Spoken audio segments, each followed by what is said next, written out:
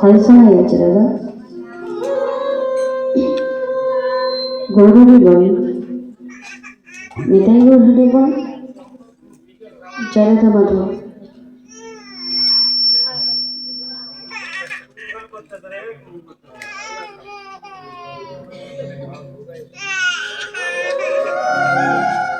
উপস্থিত আমার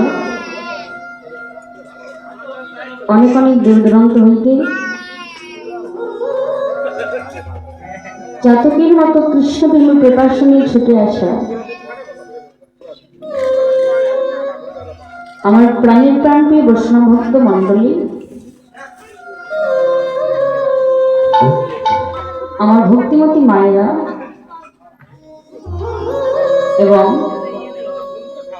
আমার প্রাণের প্রাণপ্রিয় বৈষ্ণব ভক্ত বাবারা,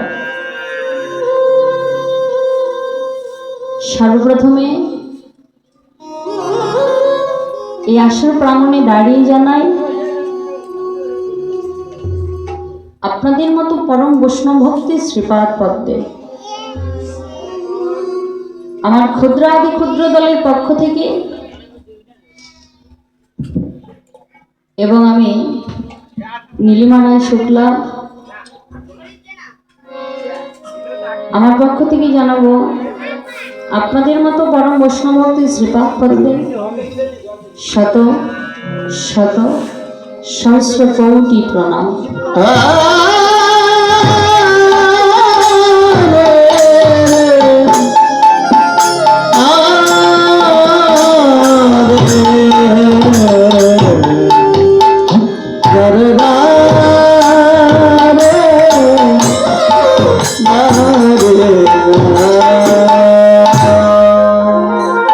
তো দেখুন মাইরা, এই যে আসতে এই জগতের একটি চাতক পাখি কি করে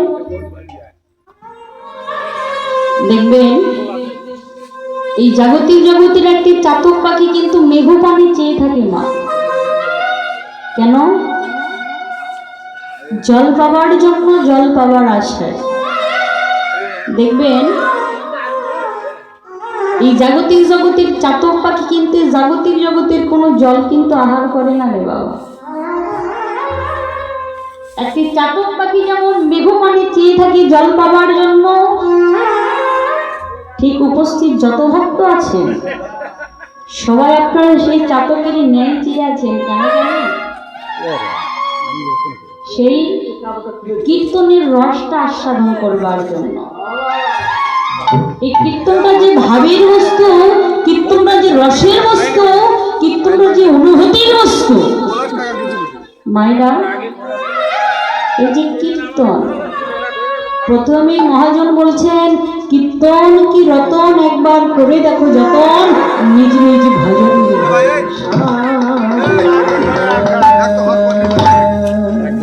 মা, এই কীর্তনটা হচ্ছে রতনের চাইতেও দেখবেন মূল্যবান বস্তু। কিন্তু জগতে কি সবার কাছে কীর্তনটা রতনের চাইতে মূল্যবান হতে পারে? এই কীর্তনটা যদি সবার কাছে রতনের চাইতে মূল্যবান হতো মায়েরা, তাহলে দেখতেন এই গ্রামে যত মানুষ আছে, যত ভক্ত আছে, কেউ আর বাড়িতে না বসে থেকে সবাই কীর্তন আসরে বসে বসে আপনাদের মতো ভক্তের সঙ্গ লাভ করত। এই কীর্তনটা কাদের কাছে রতনের চাইতে মূল্যবান? জগতে যারা আপনাদের মতো সাধু গুরু বৈষ্ণব জানা, একমাত্র আপনাদের মতো ভক্তির কাছে এই কীর্তনটা রতনের চাইতে মূল্যবান। তোমার আসল না, যত মান অভিমান অহংকার যা কিছু হৃদয়ে থাক না কেন, সকল কিছু একবার দূরীভূত করে দিয়ে, এই যে সবকিছু একবার সকল কিছু দূরে রেখে একবার কৃষ্ণ ভজনার পথে দাঁড়িয়ে আপনাদের মতো বৈষ্ণব সঙ্গ, সাধুর সঙ্গ লাভ করব।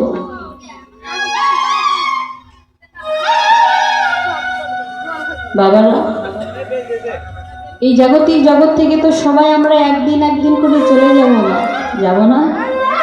এই জগৎ থেকে কিন্তু সবাই আমরা